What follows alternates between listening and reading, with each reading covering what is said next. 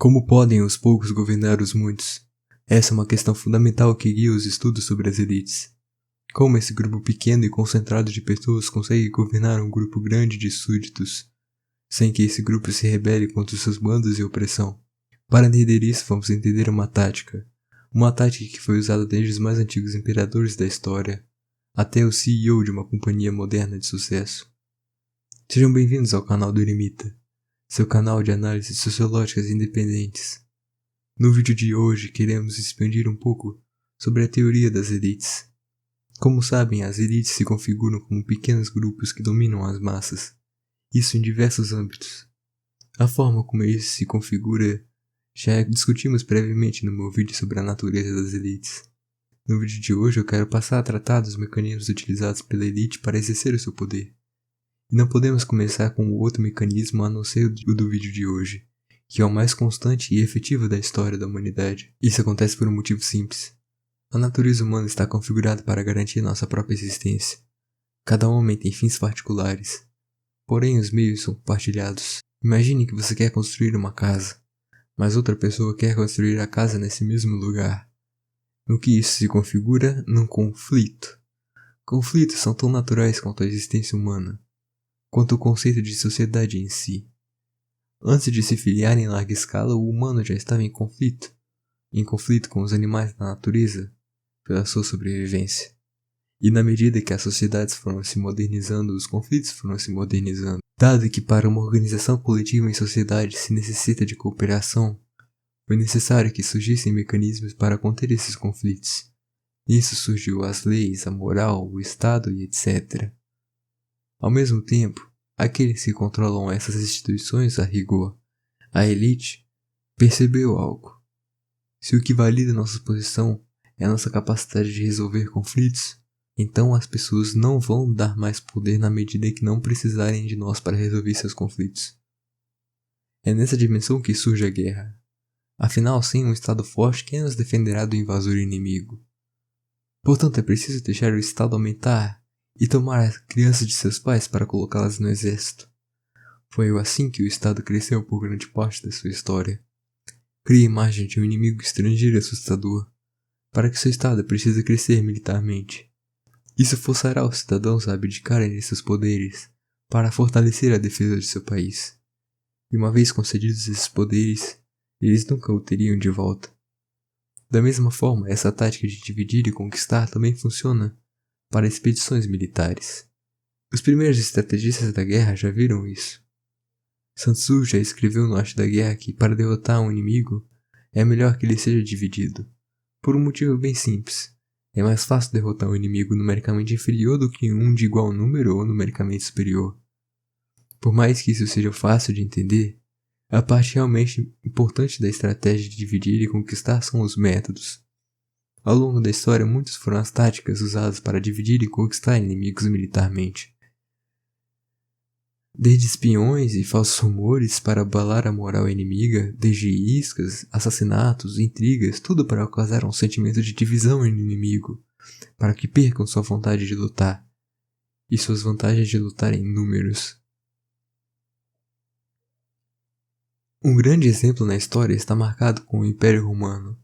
Por mais que Roma fosse extremamente poderosa, ela obviamente não poderia colocar todo o seu poderio militar em uma só fronteira, pois precisava controlar todos os perímetros do Império. Como então Roma conseguiu manter o controle de um território tão vasto, sendo que o centro do Império era comparativamente menor e menos populoso? Lógico que o sucesso de Roma se deu a vários fatores, mas a estratégia política de dividir e conquistar os serviu bem. Veja, por exemplo, a Grécia, onde a divisão causada pelos próprios gregos entre sociedades e estados fez com que Roma intervisse para apaziguar o caos, e uma vez lá aproveitaram para conquistar toda a região. Da mesma forma, na Gália, uma região altamente populosa e com povo de cultura guerreira difícil de ser subjugado, César então usou o poder de Roma para semear a divisão entre as diversas tribos, provocando ódio, rivalidades e guerras internas para impedir a união desses povos em prol de sua identidade celta, deixando-os isolados em suas tribos, para que o poder unificado de Roma pudesse subjugar um por um.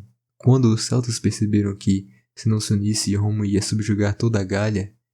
Já era tarde demais.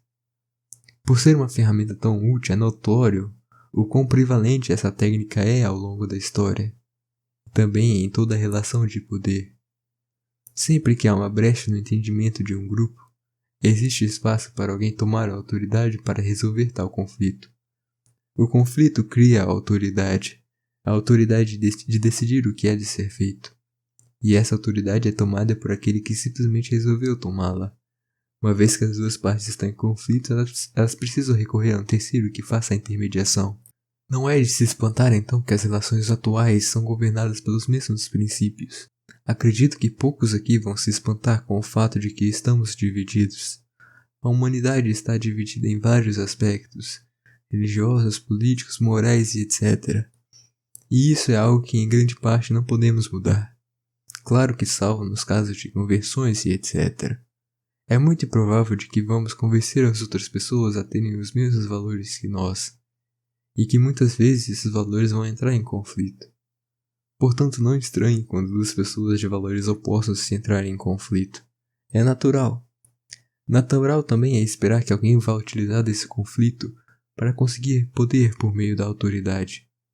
As grandes utopias da humanidade, como o comunismo e a democracia, surgiram da ideia de que podemos tirar essa autoridade que resolve conflito e ao invés disso colocar o poder na mão do povo, que vai governar junto por meio da boa vontade do espírito humano. O que vemos que é impossível na prática, já que a hierarquia domina qualquer tipo de relação humana. Basta ver como o comunismo e a democracia se tornaram os dois regimes mais opressores da história humana. O problema, é claro, não é sobre ter que dar o poder para uma autoridade para resolver conflitos. Isso é algo natural para uma organização humana.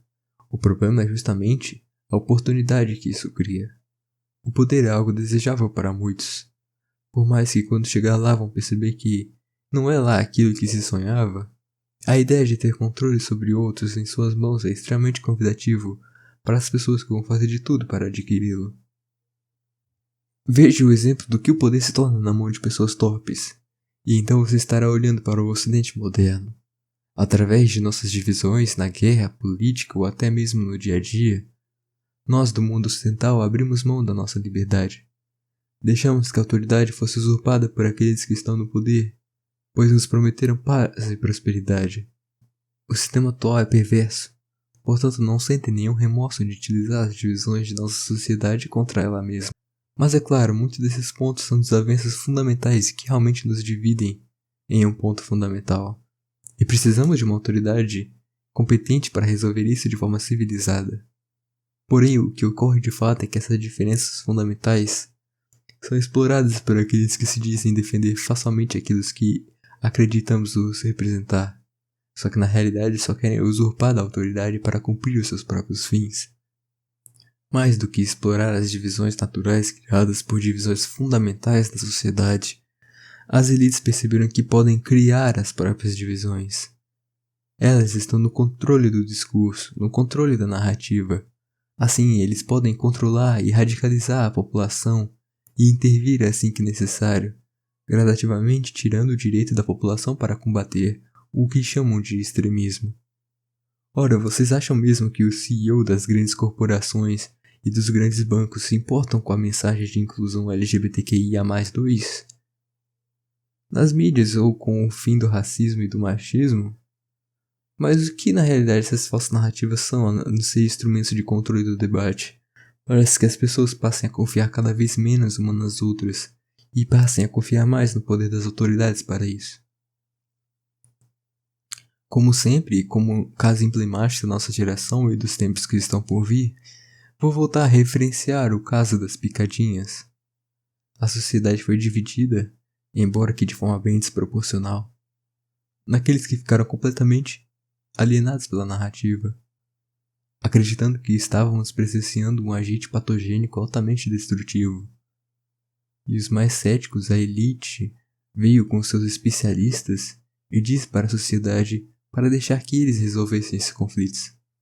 Bastava tomar a picadinha que todos os problemas iam desaparecer e voltaríamos ao normal. Mas depois deveríamos tomar a segunda, a terceira e a quarta picadinha. E depois continuar tomando mais e mais picadinhas até que a sua humanidade esteja completa.